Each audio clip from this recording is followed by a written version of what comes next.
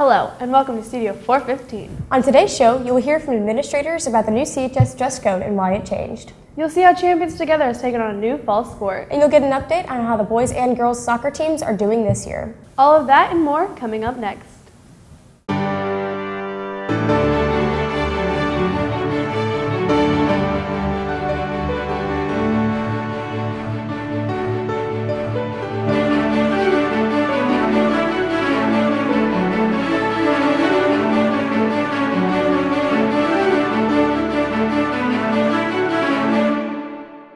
Welcome to Studio 415. I'm Amelia Cisna. And I'm Gabby Adamson. As few as 5 years ago, Carol did not allow any holes in jeans above the knee. As society changes, so does Carol's dress code. In my report, you'll hear about these updates and why they were implemented. Many students were surprised yet pleased when they read Carol's new dress code policy regarding leggings. Previously, students who wore leggings were required to wear a shirt or dress that reached 3 to 5 inches above the kneecap. Now, the handbook states that leggings or tights may be worn only if the backside is covered by a top dress or skirt. One administrator who strongly advocated for this change was CMS Principal Brandon Basham, who believes that the dress code was due for a change. I think as times have changed and things have run their course and fashions change, that we would be irresponsible to not look at it. The new dress code change was first introduced to Carroll Middle School and Maple Creek Middle School. 2 years ago, their principals discussed the validity of the old leggings rule and decided it was time for a change. Before this school year, Basham informed the high school administrators that the transition between middle school and high school would be difficult for the students if their dress codes were not the same. Freshman Lexi Novell thinks that this change made the transition from middle school to high school easier. It's not as strict as it was, so it's easier for girls to dress cute but still be in dress code. Even though the dress code is more lenient this year, there is still controversy surrounding it. Many students, such as sophomore Karina Noel, believe that girls have more clothing restrictions than boys. The dress code's not as severe as ours, whereas we can't wear like half the things that most girls would typically wear on a regular day. Contrary to popular belief, the dress code does not favor one gender over the other. Though girls do get more dress codes than boys, the dress code applies to everyone equally. More girls tend to wear the clothes that the dress code restricts, which creates the illusion that girls are more restricted. Assistant Principal Michael Lackland sees the dress code as a rule that is simply broken more often by girls. I don't see it that way, that there's more restrictions on females. Our dress code is not gender specific, it's clothing specific. Though most students do not agree with the dress code, it exists to create a professional environment for both the teachers and the students. Additionally, the dress code helps students prepare for their future jobs, which often require that their employees follow a dress code. However, a lot of students, such as junior Kyler Clark, don't see the need for it. I kind of think dress code's kind of dumb. I mean, we're in high school. We can choose what we want to wear. I mean, we drive to school. I mean, we might as well be able to wear what we want. Carroll administrators are always open to feedback regarding the rules, so if you have any questions or suggestions regarding the dress code, feel free to share your opinion. For Studio 415, I'm Amelia Cisna.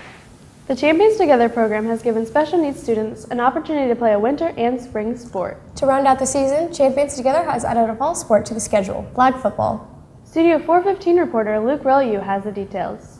For the past couple of years, the Champions Together program has had basketball and track. However, head coach Alan Bodenstein wanted to expand to a fall sport and give these athletes another opportunity to show their skills on the field. Last year they kind of came out and said they were thinking about doing it, and I immediately went to Mr. Ginder and said I want to get in. I think they were only accepting like 34 or 36 schools for the first season, and we were one of the first to get in. The addition of flag football was something that Bodenstein was very excited about, and so was the rest of the Champions Together staff, including partner Peyton Monell. He explains just how these flag football games are supposed to work. The flag football games are 5-on-5. It's strictly flag football. There's a little bit of different rules compared to like the regular flag football, but it's combined of 2 partners and then 3 athletes. 3 of the special needs kids are partnered with us to play 5-on-5. With understanding that this is the first year of flag football being implemented into the program, everyone knew that some high expectations were going to be set. However, nobody was sure how high these expectations were. Our main goal right now is to make it to the state finals. So we're hosting sectionals here. I'd love to have everybody come out and watch. It's a lot of fun. If we win sectionals, there is a regional, which won't be here. And then if we make it to the state finals, they'll be held in Bankers Life down in Indy. With expectations set so high, the excitement with the athletes and the partners is through the roof. Partner Minnie Morrow explains just what specific things everyone a part of Champions Together is excited about. I think the first thing that we're really excited about is just to learn all together how to play, not just the athletes but also the partners. And I think Coach is really excited to show us all the new things that we're getting, like our jerseys and whatever for this year. With the focus being on the athletes, they love the spotlight that they endure. They also love the partners they have and the team as a whole. Yeah, my team is very, very cool because I love it. They all love it. That's why. Be nice to me. I love them so much. Make sure to mark your calendars for September 29th because that's when Champions Together sectionals are. For Studio 415, I'm Luke Relu. This year, the English department added a new English class for the seniors to take. The course is focused on reading and discussion skills. Studio 415 reporter Desmond McNeely joins us in the studio with more. I had the chance to talk to English teachers Justin Smith and Carrie Weishart about the new novels course added to Carroll's curriculum. They added the class because they thought the seniors would like another choice for their last year at Carroll. The English department has decided to add a new choice for seniors to pick from. Taught by Justin Smith and Carrie Weishart, the course is focused on reading and analysis-based discussions.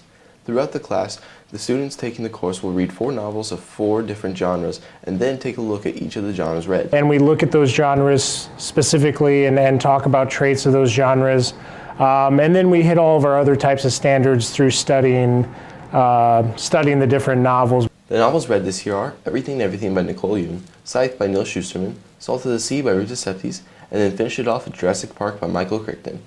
The way the class is set up could allow for these books to change in the future so that they can keep the class interesting to each new class of seniors. The thing with the novels course is that we're trying to design it so that we can keep the titles contemporary.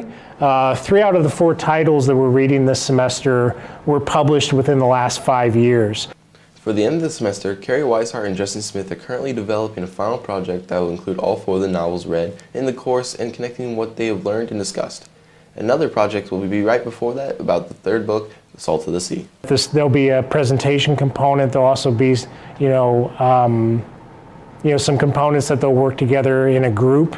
And they'll also have a project that is going to correspond with our 3rd book, Salt to the Sea. Novels is currently only offered to the seniors at Carroll. For Studio 415, I'm Desmond McNeely.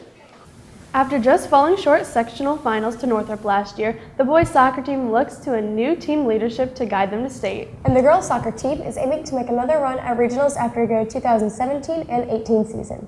Reporter Cole Daly joins us in the studio with more on both teams. I had the chance to take a look at the boys and girls soccer teams in depth. The boys prepare to take on East Noble tonight, and the girls' regular season is wrapping up. Willie Clements is entering his 31st season as that boys' head soccer coach and is hopeful for another deep playoff run, backed by new senior leadership that brings the veteran experience needed for the team to connect. Season expectations are high among the seniors as they expect to make another run at state. Team captain Colin Jesser sees the growth in the team's ability to play as a unit. Last year we struggled with connecting the defense and the midfield and up top, and this year I feel like it's a year where we're really growing, connecting as a team and as players. As the team is building chemistry and finding each other on the field, improvements have been seen as compared to last year's offensive consistency. Last year, the Chargers were 6-8-6 and being very successful on converting during corner kicks and free kicks, but had difficulty scoring still. Well, the biggest thing we need to get better at from a year ago was last year we just struggled to score goals. We had 6 ties, 5 were 0-0. So we just need to improve on that. Averaging about 2 goals this year, the boys team is steadily above the curve around the national totals. The Carroll boys team does not play in a conference this year, which does not see them try any harder than they have before. We always are fighting hard for every single game, no matter who we're playing, and we're not intimidated by rankings or the team that we're going against that day. The boys play their final games as the postseason approaches, with the last one coming against Concordia for senior night. The girls also have a team that is looking to surprise many as the postseason approaches. During this past offseason, the girls' soccer team graduated 6 seniors. However, they still feel good about their chances this year. After a loss to Noblesville in regionals, the girls' team is looking to rebound off that last season. For me as a senior, one of my goals is obviously getting past regionals since we lost in regionals last year, so going as far in the tournament this year.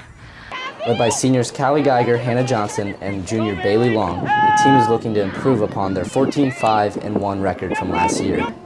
Every year I try to push myself harder in practices, try to be there for my teammates, and always have like a positive attitude to bring the team up as a whole. The girls have seen success this season on driving in towards the net and capitalizing off the opportunity as a result. Our biggest strength is moving up to the attack into the final third of the field. The Chargers just have a few games before the postseason, so be sure to come out and support. For Studio 415, I'm Cole Daly. That's all we have for today. Thanks for watching. We want to tell your stories, so please let any of the students in the class or Mr. Johnson know what your ideas are. If there is an event you would like covered, please tell us in advance. For all of us here at Studio 415, have a great week, Carol. Sunny days and friendly smiles, walk the halls with me. Studio 415. Watch the news unfold. Another dull moment. Students today create our future. Come and join the fun.